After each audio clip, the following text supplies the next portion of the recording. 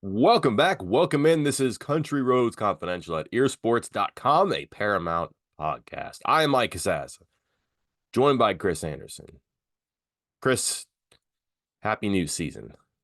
Feels pretty good, right? It does feel pretty good. I know we've been covering fall camp, we've been talking about it, but it still kind of didn't hit me until yesterday when I was saying, oh, wait, got to record a podcast in the morning, Neil Brown interviews, player interviews, coach interviews, got to reach out to the Penn State site, do podcasts with them, questions. Oh, God, it's game week. It's time. I want to say that it hit me pretty early. I was kind of bouncing around the southern part of the state all weekend in and out of service area. And I was gone for most of Saturday afternoon, and I got a notification that Georgia Tech had upset Florida State, which is cool, right? A stunner in Dublin to start the season, but also that is just a like chef's kiss after all of the noise about Florida State last year to be a top 10 team in the preseason. And then you have a very college football result to start the season. I was like, yeah, we're back. What am I going to write about? What am I going to talk about on Monday? Because the season did not wait for us. We waited forever for the season, but the season did not wait. It's back. And why wait any longer, Chris? This is a game people have had circled for quite some time. Penn State hasn't been here in 32 seasons, opens the season at noon, Saturday at Mountaineer Field. Fox, big noon kickoff. Biggest opener for West Virginia at home since 1998.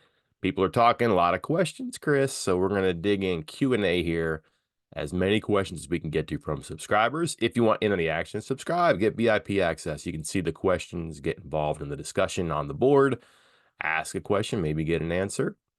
In addition to everything else that a subscription for the VIP side offers, find that at earsports.com. What we don't get to today, Chris will nobly handle in the second edition for the print crowd later in the week. Waited long enough, Chris. What do you say we kick this thing off? Let's get right to it. Again, I'm going to go through the thread that we put on the board and you guys asked the questions. Mike did ask for you to upvote your favorite ones if you did not put a one in there. So I'm going to pick some of the ones that have multiple upvotes. So these are presumably the questions you guys want answers to. Let's start right off the top with 5 votes for Chestnuts' question. He says, defensive line depth is scary after your draft podcast. Do we need 8 or is 6 enough? First off, congratulations, Mike, for getting the negativity started early with how poorly you drafted your defensive line. Excellent job. Is Yeah. it that bad? Is it like, I mean, we were talking about it. We did both mention, hey, all of a sudden we got a few guys in, and then it was, oh, where are we going? True freshman here? Are we at that spot? Is it that bad? Can they get by with 6? Yeah, well, mine is that bad unless like Zach Keith has a 6 sack, 8 sack season. Yeah. Then I'm okay. But that's kind of the point of the exercise. Chris, I nobly took one for the team here to prove the point. I goofed up on one round. You got a guy, a Sonny Redwood that I wanted, and that was your third pick, and I was going to have him as like my second defensive lineman. And then all of a sudden, there were no defensive linemen left. So I was pretty thin there, which is probably the point of, like I said, the exercise, but also the curiosity of this question. There's not a whole lot of known people there. And then if they're going to get to a certain number that you think is useful, beneficial, or even a luxury, it's going to involve true freshmen or redshirt freshmen.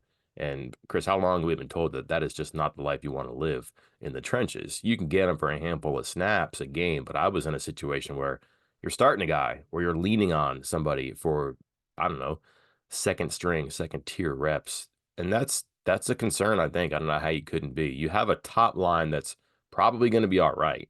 Like I'm not too worried about a um, Martin, Moba, Bastarian and start. And then you get TJ Jackson, Hammond, Russell, Asani Redwood there. It does taper off a little bit there because Russell hasn't played a whole lot and Redwood hasn't been healthy to play a whole lot. And then from there, it is thin. So the number has got to be better than what we had on paper.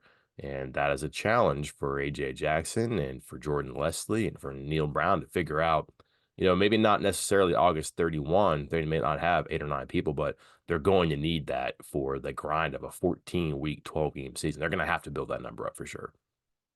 put things in perspective. Like, the second part of that question was, do you need 8? Can you get by with 6? I'm sure you can get by with 6.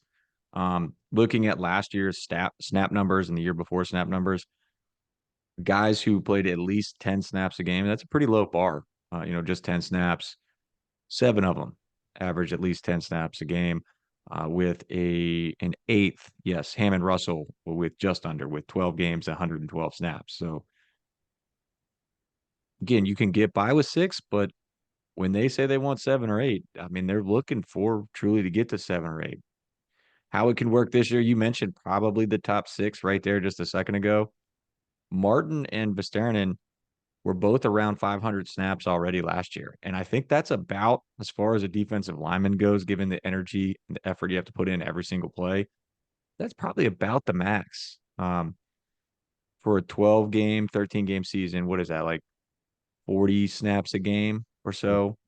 Um, and that's only going to be about half of your snaps in a game in some games. So you're going to have to find a second tier there, a second string guys that can roll in. So 6 again might be the minimum you need, and that's no injuries. That's everybody performing as well as you hope they do.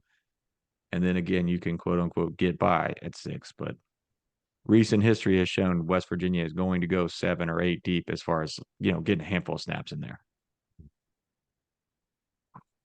That's Man, I'm glad we started out the first podcast of the season just really negative right off the bat. Good The job. entire preseason's, hey, things look good. They have a full roster. 85 finally. First question. Nope. Yep. Doomed. Defensive line doldrums. Well, then I'm definitely skipping this next question from Salty Dog about injuries. We'll come back to that later. Let's try to The get good ones. somewhere else first. But Salty Dog also asked and was also upvoted, how much influence is Chad Scott actually having on the direction of the offensive play calling? We all know who calls the plays, right? Hmm. It's a good question because people are really excited for Chad Scott when he gets the job last year. Popular guy with the players, just because he's really easy to like. You've seen him bouncing around the sidelines, and that's not a show. Pretty much is that guy. And if you followed him on Twitter for years or just got to know him over time, you see like the 430 tweet, the inspirational quote. That's kind of like his thing, but it's also like how he is. He just has a way of connecting with everybody by being himself. His energy, his I think like I said, authenticity is really not a show or an act. Um, so he gets in charge of the offense. He becomes the offensive coordinator. But well, Grayson's not calling plays, and I think that sometimes reporters and fans in college football get lured into the trap that the coordinator has to be a play caller, and that may be true. But if you listen to Neil Brown talk about it and some of the assistants talk about it, like Scott, like literally coordinates the offense. He's not like the pilot, but he's like the air traffic controller, and you better have a good air traffic controller. Otherwise, things are gonna be a mess up in the air and then on the ground. And up in the air and on the ground last year, they were pretty good because he was bringing ideas from different coaches and into the meetings with Neil Brown and saying, this might work. Our guys think this will work. So you got some veterans that Neil Brown has been with, Chad Scott, Matt Moore, running game guys. Then you get a receivers coach, Bilal Marshall. You get a tight ends coach, um, and Blaine Stewart. You got like this balance on offensive. So younger guys, older guys. How do you make this work? Well, you got to have that guy in the middle who can speak the language to the head coach, but also relate to the assistant coaches. So the people who are passers, they can talk to Chad Scott. The people who are runners, they can talk to Chad Scott. And you can blend this together, and he can go to the head coach and in a meeting or sit with the assistant coaches and say, we are going to do this. Let's look for a way to try to do this. And you just kind of have to pull all the levers. But again, somebody has to coordinate that. And then, Chris, you go shopping and you buy the groceries, and it's the freshest this, it's the uh, best cut of that, and then you give it to the chef and you say, I did my job. I got all the resources together, and you got to make this work. And that's kind of what he's done. Is he calling plays? No. But is he putting together the menu? No. But he's giving Neil Brown like all the ingredients, all the ammunition he needs to be good on Saturday. Here's the other question from Salty Dog I wanted to skip just for a second, but let's go ahead and get it over with. Besides Garrett Green, who's the one player that we say, oh no, if he saw them go down with what appeared to be a significant injury? So let's find a different way of saying who is the second most important player to this team. Let's go that way. Hey, would you put Green on top? Yes. Okay, because they're really all of a sudden, Chris, very strange. they're so Nico Marchio happy, right? He's doing Yeah. so good. Boy, if he has to come in and play, we'll be fine. And I mentioned this because we mentioned this. He got whacked pretty good in a scrimmage, and then listen, he missed time last week in practice. He was held out for some amount of time. I'm told he's going to be fine. There's nothing to worry about there, but did think it was curious that all the Nico Marchio stuff came at a time where Green was limited in practice. But now you have this reality of if he doesn't play, what do you do? And that's why this question works so well. Because where is that second one? And this is a good conversation, Chris, and we can lean in and try to dig this apart. Like, I don't exactly know who. And you might say, all right, well, who's their second best player? Jaheim White, let's say, or CJ Donaldson. But if one of those two went out, you'd feel pretty good because of the other one.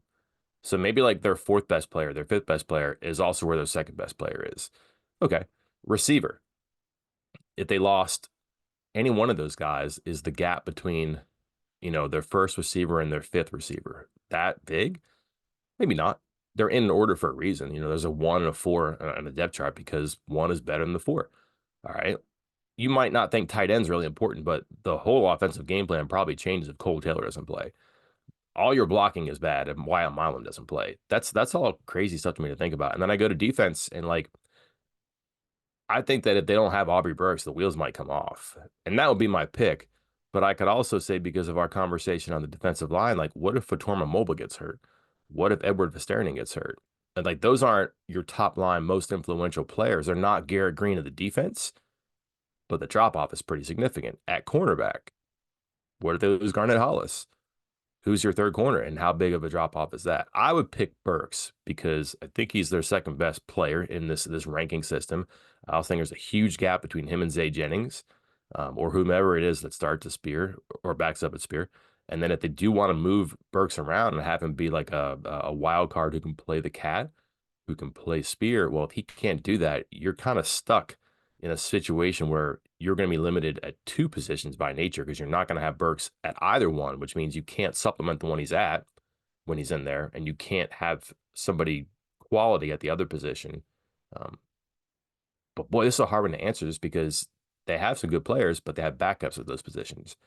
They may not have stars at some positions, but they don't have backup at those positions. So I would go Burks, but I could nod my head and scratch my temples thinking about, all right, that makes sense. What do they do if that guy gets hurt? Yeah, I a lot of the same reasons you just mentioned there. I kind of gravitated towards the trenches, both defensive line and offensive line, because yeah, like if Fatorma Mobile goes out, then all of a sudden, hey, your starting nose is Hammond Russell, who again, we've heard good things about him, but he just hasn't played that much, and he's been in and out of the availability because of injuries and different things. And then not only that, but we also just talked about how you're kind of maxed out at about 40 snaps per game at most on the defensive line. So then it's another aspect of then who is then out the backup behind Russell, and you're getting to true freshman Nate Gabriel. Like, are you willing to go there? Like, so it's one of those situations, and that's where I kind of circled back to the offensive line. And even though he's this might be the second best player or best player on the team, I went with Wyatt Milam. And again, some of that has to do with his talent and his ability and how good he is. But he goes out at left tackle. Are you bringing it? There's already been talk fall camp about how the left side of the line is much stronger than the right side of the line right now. And if Milam's out, now all of a sudden, is it stronger? Or are you just jumping right to Johnny Williams there at left tackle? Are you moving Nick Malone from right tackle over to left tackle since he played some left tackle in place of Milam last year? And again, it's one of those cascading effects because of the multiple positions in that room that you can lose one and then all of a sudden it's affecting three different spots and things can go south quickly. So I Also, I like we didn't mention here, but like Brandon Yates would be a big one too. yeah. Not your best player. I'm not sure where he'd rank in your top 22 or your top 11 on offense, but if you have your backup center in the year that you don't have Zach Frazier, that's going to stand out too. Next question. Let's go here to this one. This is an interesting one. This is a what if. So I wouldn't call this like part of a preview pod, but what if from Fatty, what if Neil Brown makes Garrett Green the starting quarterback in 2021 instead of Jared Beatty? Are things different? Yeah, I Maybe don't not. think Maybe Green is. I wonder, like, is it, I don't know about different 2021. Does it make things different now? Yeah, I'm not sure Neil Brown's here. Oh, oh, I don't know that explain Garrett Green was yourself. ready. I don't think Garrett Green was ready 3 years ago. Okay. I just don't. And then you think about like, yeah, was Daigie the best? But Daigie, Neil Brown will tell you that Daigie's underrated, and he will push back on your questions that like the quarterback limited his offense. He says a lot of it was he didn't have great blocking and great production from the receivers. You can make that argument. I just don't think that Green was good enough to full time replace him. It's a good question because it might buy Brown some goodwill. But if you make that move, it's probably hard to put Daigie back in and have some teammates who let's probably were not all the way in on believing in him. It's probably hard to put him back in, for that season and make that work. So that's a tricky question because the timeline is such that everybody waited for Daigie to be the guy in 2020. Remember, he played a couple games at the end of 19, plays 2020, and all of a sudden you put Green in based on what? That's a real risk. Like Green wasn't. I could see the conversation being, all right, don't get JT Daniels, run him in 22 and see what happens. But now you're saying go in 2021 where he wasn't playing, he wasn't getting on the field, and Daigie was not lighting the world on fire. There certainly were opportunities for him. I just don't know that Green would have performed such a way that he wouldn't have lost some of that I hate the word Chris, that recklessness, but that makes him good. That kind of devil may care attitude. And I think that's a negative sometimes because there is a bit of that risk factor to him. But if he turtles up and loses all that, then what do you have? Like I think learned how to calibrate that and rein that in and practice a little bit. He's still doing it now. If you listen to the coaches, that'd be difficult to do. And if it's not good enough, well, Brown has kind of played his wild card. What do you have then? You didn't have another guy. They weren't recruiting the position especially well back then. And then it'd be hard to put Diggy back in. So I'm not sure Neil Brown would be here to have this conversation if he had done that. Yeah, I agree with you. I think the more interesting aspect angle would have been 2022. 2021 is way too early for him, I think. And yeah, is the better question? No offense, is the better question. Would West Virginia be better off if they had made this Neil Brown slash Chad Scott offensive coordinator plan in 2022 with Garrett Yeah. Green at quarterback instead of going the JT Daniels Graham Harrell plan for 1 year that didn't work out? And sure, hindsight's 2020. I mean, at the time, I think we all. I mean, I know I did. I think Mike did. He can speak for himself here, but we're like, this is a good move. They need to fix the offense, and they went out and got an offensive coordinator that has shown some success, and they got a former 5-star quarterback. This could work out. Um, but so hindsight says something different, but I think that would have been an interesting what if they're making that transition in 2022 instead. Mhm. Rocco Ear with the blatant podcast bait question. Oh yeah. If you could add any former Mountaineer to this team, excluding quarterback, who would you pick and how would it impact the floor and ceiling of the team? Mike, have you thought this one out? I didn't give this a lot of thought because this is such a hard one every year because every team is different and like you're always going to be like, man, Tavon be great, you know, or like we talked about the back end with Carl Joseph be really good. How fun would Pac-Man Jones be? Um, so I think about where this team actually is and what a difference somebody could be. And so I'm going to cross off the offensive side because I kind of like what they have. And I think they can make something work there that's pretty potent and like on a weekly basis. And could they use a Tavon or a Stedman Bailey? Yeah, sure. That's not fun, Chris. Well, yeah, Offensive let's line let's tweak it and say of the Neil Brown era then. of Can the you Neil pick Brown somebody from era. Neil Brown era, or is that going to throw off your question or your No, answer? I no, no, mean, because I'm still going like I'm still going to look at the positions that I think are probably the weakest, and that's going to be on the defensive side. And like, so I was just thinking in my head, like, all right, who would be the best? Like, would Bruce Irvin be awesome on this team? He's going to be awesome on every team. But then I'm thinking, like, all right, well, who'd be a great pass rusher on this team? Because that's kind of maybe what they're lacking. But I also hear like everything to say about Ty Bradley and Ty French, and maybe that's not it. And I know they like their linebackers, and that could be good. But who's been? I'm thinking out loud here, Chris. You got me pivoting. Who's the best linebacker of the Neil Brown era? Would you put Lee Koba in here? Would you put Tony Fields in there? Now you're talking. You got something there. So like that was one that came to my head. initially because this is recent vintage and he could fit in what they're doing, but also now that you've said, all right, let's keep it to the Brown era, Fields would be a really good pick. And then you're like, all right, well, who's the best corner? I mean, Charles Woods. I don't want Right. to go there Do again. we not talk Beanie Bishop into a seventh COVID year or something like that? Possibly Where you could do that. So I would probably say Tony Fields, which is kind of a default easy answer there too, but I would still feel a lot better with somebody who could really harass the quarterback from that defensive line spot. Do they have a defensive lineman, I don't know, from these past 5 years who's especially good at doing what they want to do, or just somebody who could cause some trouble there? But and that's just kind of what concerns me about this year. I don't know who the best defensive lineman of the Brown era is if it's not like one of the Stills brothers. So could you have one of them? That would add a whole lot. Like Darius Stills, Dante Stills, one of those two. Probably Dante more so than Darius. So I would say either Fields or Dante Stills would be my pick there. All right, well, let's talk this out because that's where I went was Stills, and I went Darius because I Okay. thought he could line up in that middle. And I know we're high on Mulba. He was great in limited action, but I just feel like building in to out would make that so much stronger. So who's Stills replacing? Is he playing the Martin role or the Vistaranen role? Vistaranen, right? Or no? I mean, he could do a little bit of each. Like those guys are Yeah, going to play both the field and the boundary, so right. he could do it. I mean, they're going to flip flop those guys, I think, this year. Okay. But I ended up in the same spot. So yeah, I was like, hey, for me, Fields is exciting.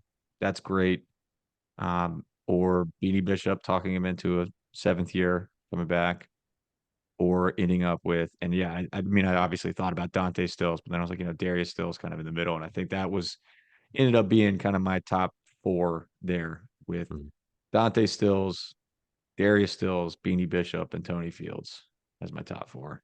Just think about some of their corners, Chris, like just joking around here, but like Woods would be one. Then you had like Trayshawn Miller, um, Keith Washington. He was pretty good the Hmm. freshman or Yeah. Neil's first year. Josh Norwood, who I think ended up at free safety. They just, you can tell, like they really worked hard to get to a situation where you have Hollis, Garnes, still have Jacoby Spell as some freshmen. Some younger players who they liked as freshmen. Like it's been a long way just to get to the situation where they feel better about it because they've tried and tried and tried different ways to get that cornerback spot right. We got a special teams question from D Sprad here, just for you. It just says, "Hey Mike." So I don't know if he hopped in the wrong thread, or not the "Hey Mike" thread. For Mm. you other VIP members, there's that thread where you can just pester Mike all day long. But I'm glad he asked this because I have a follow up for you. But he says, I haven't heard much talk about special teams play. What have you seen in practice? Can we be better on kickoff return? A big play on special teams could make an impact in the game against Penn State. I've just seen him just line up and do like real structural stuff. I've seen guys kick the ball and I've seen guys catch the ball, but as far as how they've set up returns, like you just see them kind of ghost through some stuff, which you catch it and you run into where there are going to be defenders, and sometimes there are defenders, but they're not doing anything. Chris, very rarely do you tackle on special teams, which is what makes the first game so scary for coaches. Is that sometimes it might be your first time doing like live tackling on a special teams drill, which is you'll see bad stuff. You'll see penalties for weird blocks. You'll see holding because you haven't had a guy push back. Like you'll see some bad stuff on special teams across the country in the first week. I do think that West Virginia is part of their like let's get physical camp and do some tackling. They probably did some live stuff, but I haven't seen any of it. I think there's some interesting personnel. Like if they don't put Rodney Gallagher on kickoff return, I think he's going to be like up top on the kickoff return line, which is kind of interesting. But that's their commitment to putting their best players out there and having guys who can run around and engage and make sure they can make a play no matter who they are. I think that punt, they're really high on Preston Fox. Like Neil Brown saying, I think he could be NFL good at the next level. Um, I hope Andrew Wilson Lamp doesn't find Preston Fox and tell him to be careful with that. But I haven't seen a whole lot of punt stuff that's makes me know that they're going to be great on returning, but they like Fox. They have some returners like Hudson Clement, Jaden Bray could be good. They're going to put somebody big at the other spot. It could be, I don't know, CJ Donaldson. It could be somebody who's like a more of a 200+ pound guy returning kicks, but also is like just a bigger guy in case. But if you're Penn State, you're probably going to kick to that bigger guy too, which means maybe you do see like someone like Donaldson get his hands on a kickoff. What I found, Chris, that I saw that was interesting would be like they're so big and long at different positions, not just receiver, but like their defensive line spots, some of their spears and safeties. Man, they don't block some punts this year or harass the punter a couple times, I could be disappointed. Just because I think they got waves of like long arms they can run at him. So like you look at some stuff and you got like Jen Ross and Raleigh Collins like just running at a punter and like helicopter and trying to get their hands on it. But like that's going to be tricky, I think, if they can put some pressure on the punter. So if they got a guy pinned in the end zone or pinned near the goal line, and you're not really worried about, him putting you back inside your 10 and they put some heat on the guy, think that could be fun to watch. Could they get some people on there to do that? And I think blocking field goals sometimes is kind of luck. It's more like the guy kicks your hand than anything else. You still got to get up there. But blocking punts, there's like an art to that. And they have some people they can put pressure on it. They got a big guy they can send to the shield, and they got a long guy they can send over it. They got speedy people who can angle around the corner and try to dive at it and take the ball off the foot. Saw that a couple times, and like they don't go live on that stuff, but like the kicker will like kick the air sometimes. So you'll see Ali Stroud just punt and nothing there, but you're like, well, if that was a ball in his hand, I'm pretty sure Obina would have gotten that ball, right? Like just you see stuff like that, you're like, there's something there. So that's one thing I've noticed. I haven't seen a whole lot to be really insightful about this, but I just think they have a way to pressure the punter this year. And then like Brad will tell you that sometimes the opponent will miss field goals just because they put a lot of pressure on the kicker. And if you can speed up that operation on the kick, yeah, sometimes the kicker doesn't have all the comfort he wants to put it between the uprights. You can do the same thing to a punter. He starts to accelerate a little bit and he ends up pushing it or pulling it out of bounds, or it's too high and not far enough. You can do a lot by affecting the punter, and I think that's something they can probably apply some pressure to do that. All right. Here's my follow up on this because this a little over a week ago, the Saturday evening Neil Brown press conference, and he was asked about the specialists.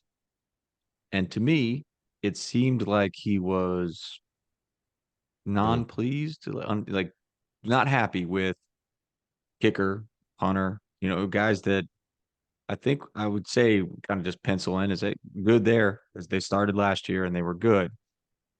Is there any concern there? Am I reading too much into what Neil Brown said during that press conference? Or is there a real chance that, I mean, is there a chance one of those guys loses their job before the season starts? Before the season starts, no. I think Straw is about Really? as solid as it gets. I like Bechtel. And then the one day that someone asked about RJ Cochan, Brown was like, "Yeah, that's the worst day he's had." So that was maybe just bad timing. Hayes was pretty good last year when he had to be in spots and the accuracy was fine. I don't know who will kick off. I know that Nate Flowers there, which would be a cool story because his dad was the Mountaineer. Imagine that if he's kicking the ball through the end zone on kickoffs, he'd be the most popular man probably on our board, but maybe on campus, right? No more kick returns. But are they going to do that? Are they going to let him kick off against Penn State? I think when you have veterans like West Virginia does, a punter, kicker, snapper, holder, all that stuff, then you're not going to mess it early on. So before the season starts, no. But if one of those guys does, falter a little bit, Brown's done that before. He's used different kickers and different punters. I don't think he'd be averse to doing that. He's got some faith in those guys. All right, we got time for two more here. Looks like this one's from WVU Football. Says, do you think the offensive game plan will be much less conservative than last year against Penn State, given that Green and the offense now have experience? I think I Better read be, it right. right? Like he's asking if it's going to be less conservative. Better So be. more, right, correct.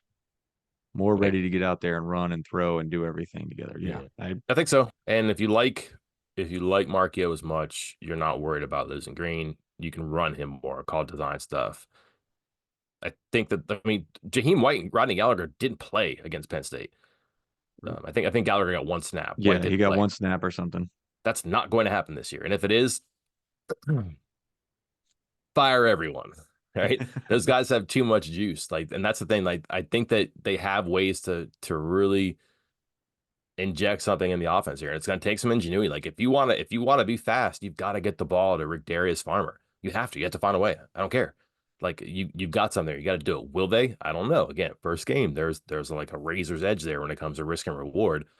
But there's nothing wrong with giving the ball to Gallagher or White here too. But if you want to hit the gas pedal, you're gonna have to do it. Like you can't ease into that stuff. You're gonna have to force the action, which is not conservative.